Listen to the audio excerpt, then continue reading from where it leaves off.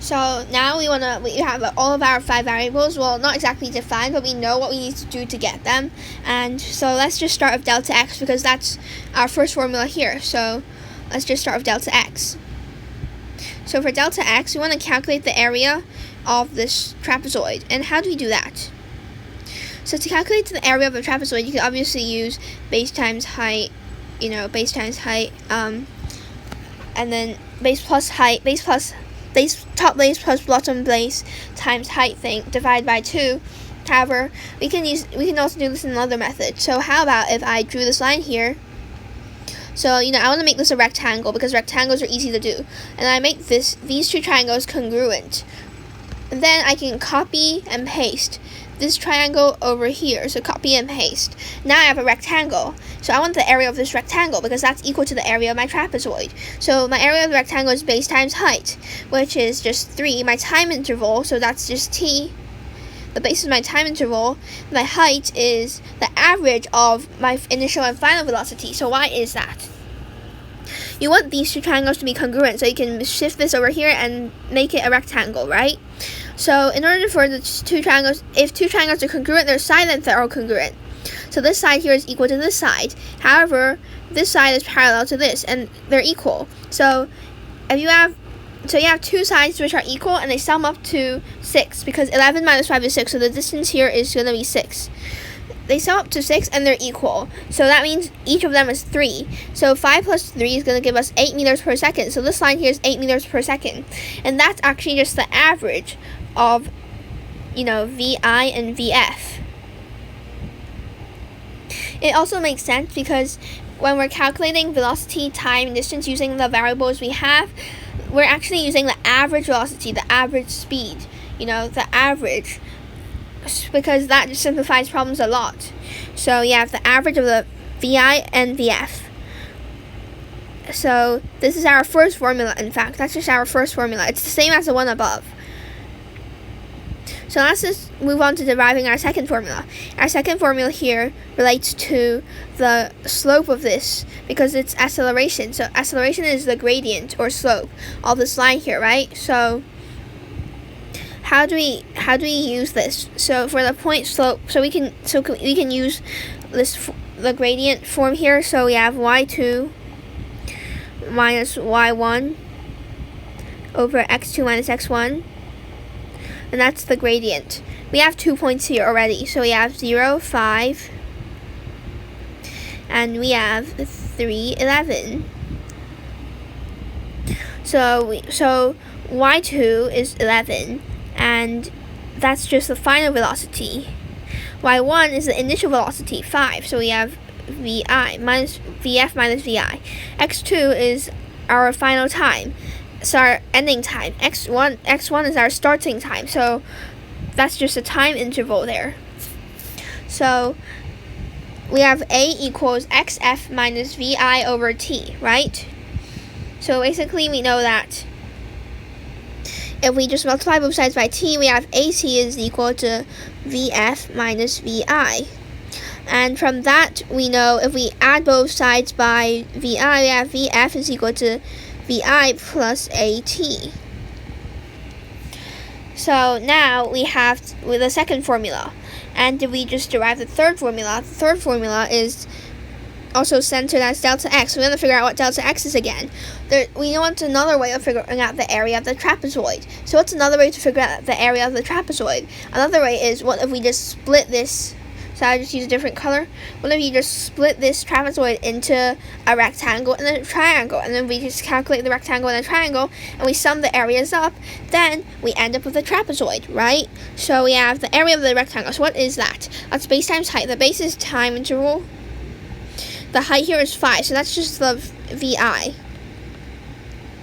And then the base here is going to be, for the triangle, is going to be T.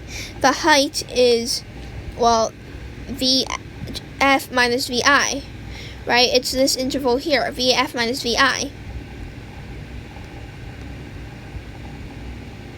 And when we subtract and we multiply this value by 1/2. So you're probably going to ask, how does this equation here look like the one above for the third equation? That one has 1/2 AT squared. This doesn't even have an A or a T. I mean, it does have a T, but where's the A? And where's the second T?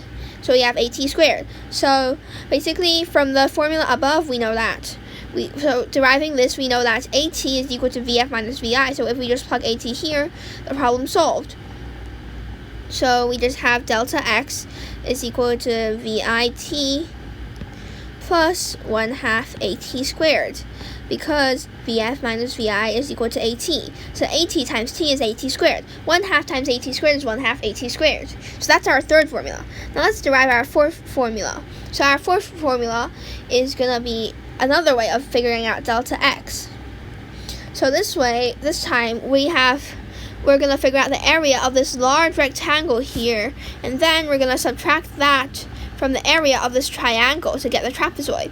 So you get the idea, right? So we find the area of this, and then we subtract the area of this because we don't need that and we don't want that, and we have the area of what we need. So let's just find the area of the rectangle. So what's the rectangle? Base times height. So T times height, which is VF. This is the height, right? It's 11, it's VF. You subtract that from a triangle. A triangle is 1/2. So the triangle is 1/2 base times height. So the base is still T, and the height is, well, the height here is going to be VF minus VI, because this is the height here, and it's just VF minus VI. So the same thing as above, the same thing as here. We know that VF minus VI is equal to AT. From deriving the second formula, we get that.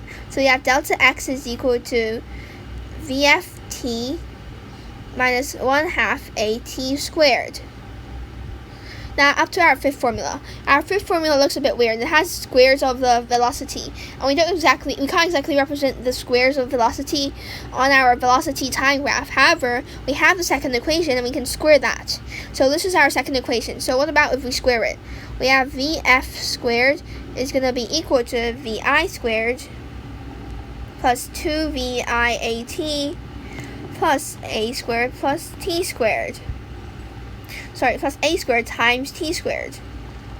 So basically, we have VF squared is equal to VI squared plus, so how about, since we're kind of stuck here with this whole bunch of stuff that we don't exactly want, how about we just factor out 2A? You're probably going to ask, why factor out 2A? We don't even have a 2 here. We're going to be left 1/2. Well, that's exactly what we need, because you're going to see. So we factor out 2A, we have VI plus T. So VI times T plus, so we factor out 2A, we have A over A, so we have 1/2 AT.